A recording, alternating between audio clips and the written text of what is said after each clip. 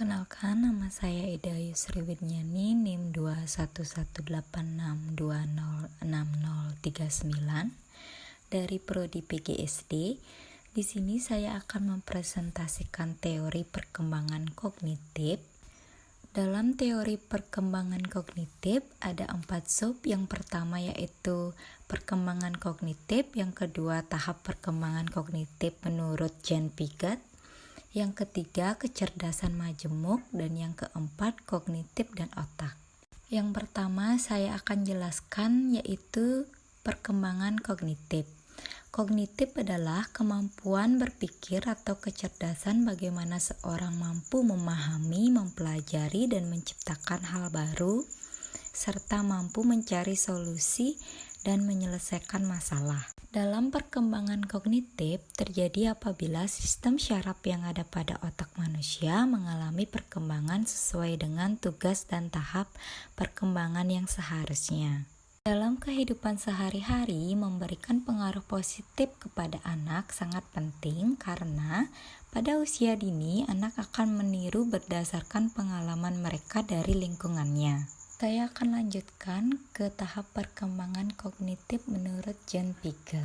Perkembangan kognitif menurut Jean Piaget adalah berfokus kepada manusia mulai dari lahir hingga remaja, menjelaskan tahap perkembangan bahasa, moral, memori, dan pikiran.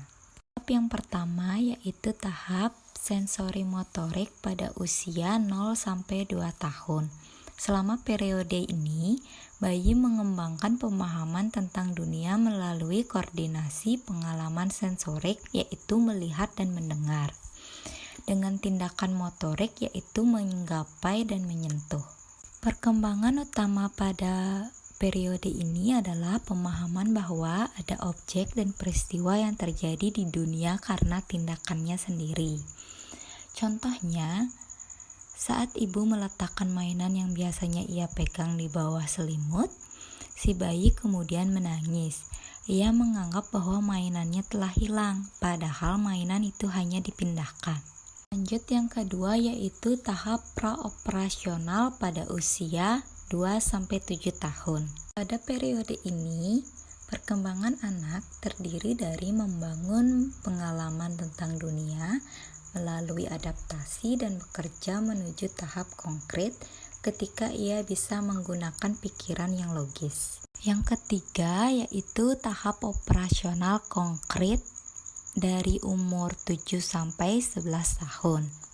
Pada tahap ini dimulainya pemikiran yang logis pada anak karena anak sudah cukup dewasa menggunakan pikirannya atau pemikiran logis, tetapi belum bisa menerapkan logika pada objek fisik. Yang terakhir yaitu tahap operasional formal dari umur 12 tahun ke atas. Pada tahap ini, seorang remaja bisa melakukan perhitungan matematis, berpikir kreatif, menggunakan penalaran abstrak, dan bisa membayangkan hasil dari tindakannya tersebut. Sub yang ketiga yaitu kecerdasan majemuk. Pada sub ini ada 9 kecerdasan. Yang pertama yaitu kecerdasan verbal linguistik. Dapat diketahui melalui kemampuan anak berbicara, suka bercerita, pandai melucu, atau mampu mengekspresikan perasaan melalui kata-katanya. Kecerdasan yang kedua yaitu kecerdasan logis matematis. Kemampuan memprediksi, menganalisis hitungan, dan mereka cenderung suka dengan pola-pola numerik. Yang ketiga yaitu kecerdasan visual spasial.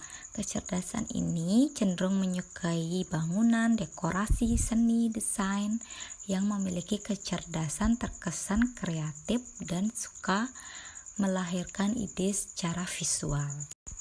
Yang keempat yaitu kecerdasan musikal. Kecerdasan atau kemampuan menciptakan irama atau nada. Kelompok ini cenderung menyukai melodi, karangan ritme, dan mudah memainkan musik. Yang kelima yaitu kecerdasan kinestetik. Kemampuan untuk mampu mengontrol gerak tubuh dan kemahiran mengelola objek. Yang keenam yaitu kecerdasan interpersonal. Adalah kecerdasan untuk mencerna dan merespons secara tepat suasana hati dan dapat memotivasi keinginan orang lain. Yang ketujuh ada kecerdasan naturalis.